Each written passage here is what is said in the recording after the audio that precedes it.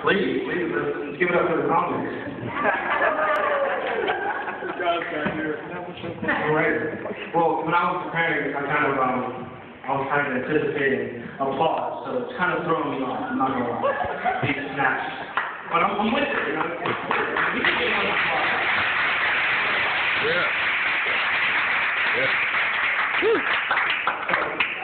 I'll admit I was a little nervous when Alexis first came to me, and she said we should do a stand-up for this cafe thing I'm having in a couple weeks.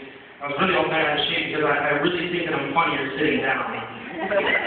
Yeah, it's gonna be one of those stand-ups where you have a lot of words, a lot of fun. So just be prepared.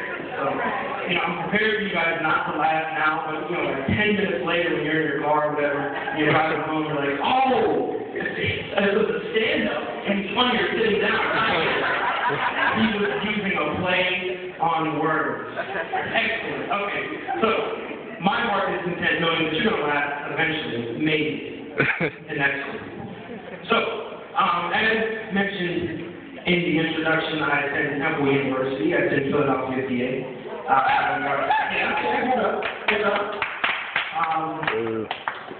It's located in Philadelphia, PA. I was born and raised here in Pittsburgh, though, and being in Philadelphia has been a huge difference from Pittsburgh, Pennsylvania.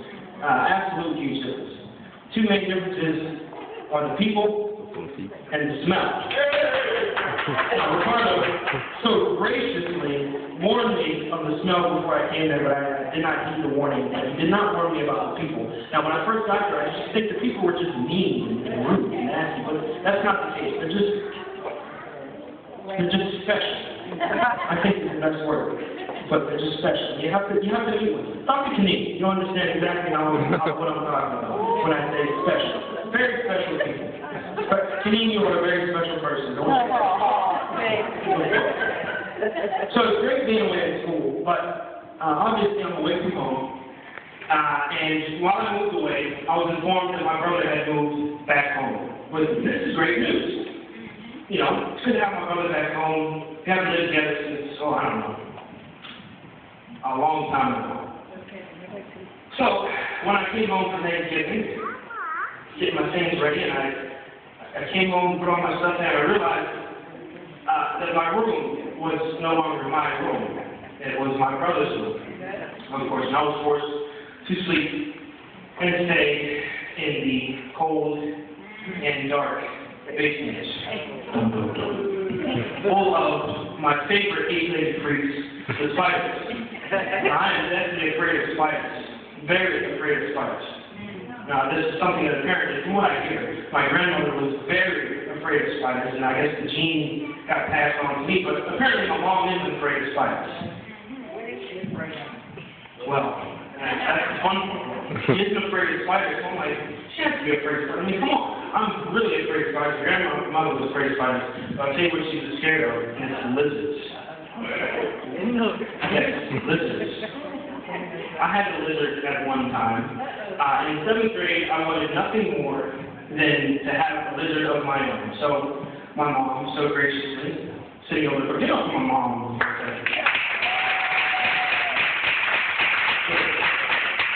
My mom so graciously got me a little bit one that I named Oscar, and she was deathly afraid of it. She wouldn't even go within a few feet of the cage that I had it in.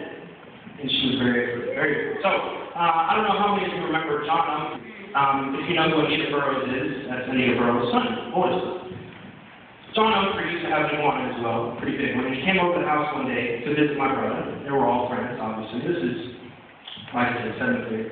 He goes up to my terrarium and he gets the iguana out and puts it on his head. He's very comfortable with the iguanas. Now, my mom, who's downstairs and completely unaware of the situation, is facing towards the door. It's summertime, so we have the door open. There's a screen door inside. And John comes down the steps and faces my mom, who is away from the door, by the way. Or, I'm sorry, towards the door. This is so from this way. Taps her on the shoulder and says, "Hey, have you seen Brandon?"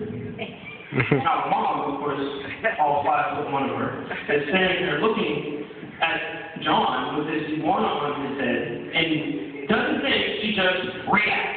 I don't know what was going through her mind. Maybe she thought that the iguana was going to jump on her face, but she absolutely freaked out. She sees the iguana, and just turns and runs.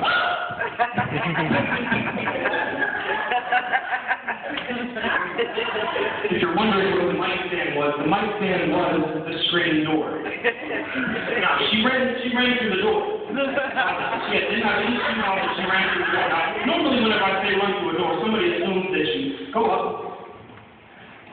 you latch it, and you go through as you open the door. No. That's right. My mom ran through the door. This was the door before she ran through it. This was the door.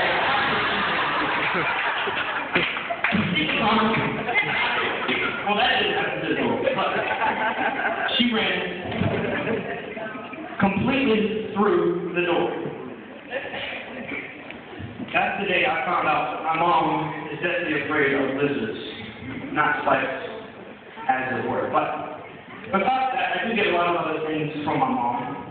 As many of you remind me all the time that you say I look like her. I don't agree with that. But I do pick up a lot of the impersonations and kind of mannerisms that she kind of does. And one thing she does, she imitates people's voices.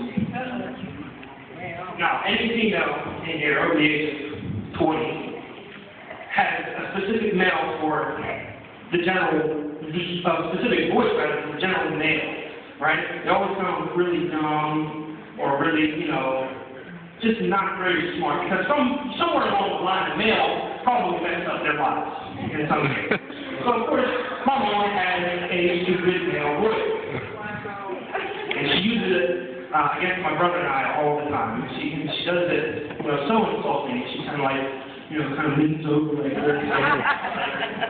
I'll ask her, hey mom, I'm at work. Can you come by and pick me up? Ooh. You want to run home from me? I need to run home from me.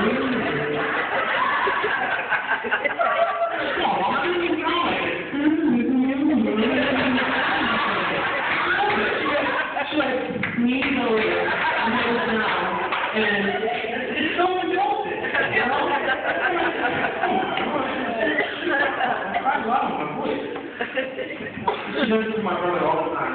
It's an excuse for something. Mom, I need this, I need this.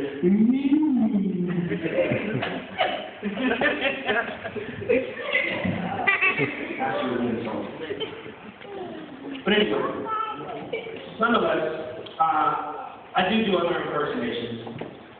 I'm not going to do a lot of the impersonations tonight, but I will do one that's very near and dear to you all's heart. Who remembers Pastor Baldwin? Pastor Baldwin was a great pastor. I love Pastor Baldwin with all my heart. He was a very stationary speaker.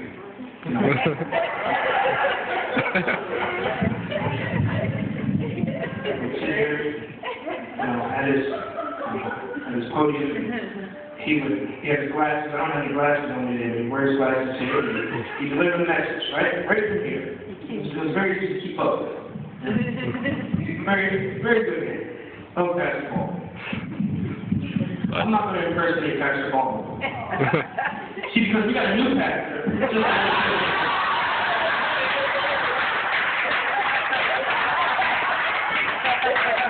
Anything but stationary. Now, I know because Takesha, who's up there filming, she has me running the camera sometimes in the back, and to keep up with the pastor's hook and Tyler knows is quite a chore. But he's such an engaging speaker, and that's what I love about it. He keeps you in the game. He's over here one moment, he's over there the next moment, and here's what he does. He says he has a catchphrase. His catchphrase is, watch this now. Watch this now. Watch this now. And he'll pace back and forth. Watch this now. Watch this now. And he'll look down. Now, if you are a Dunkin' talking about me paying donuts. You don't want anything about my donuts when you got $10 in your hand. What? because what I'm about to say is very important. Very important. If you see somebody and they're saying something about something that you did, you better tell them they better shut themselves. They better shut themselves right with God. Before they ever set foot on your property and want to tell you something. He moves a lot. That's the point I'm trying to make here. He moves a lot. It's great because you keep us engaged. I've never called this kid during time to go to time. I don't know about you guys.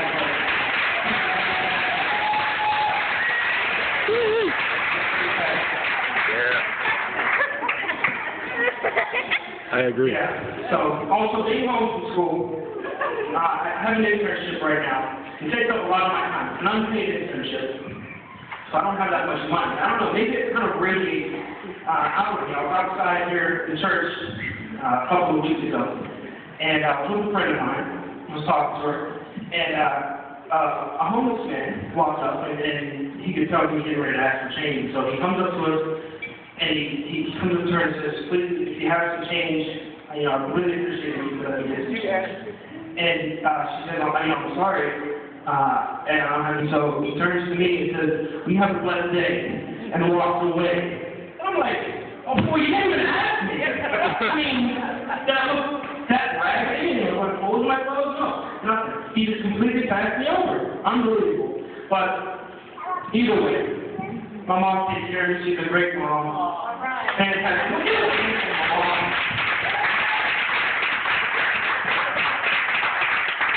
Great mom. And that's all I have for you this evening, so I'm just going to stop there.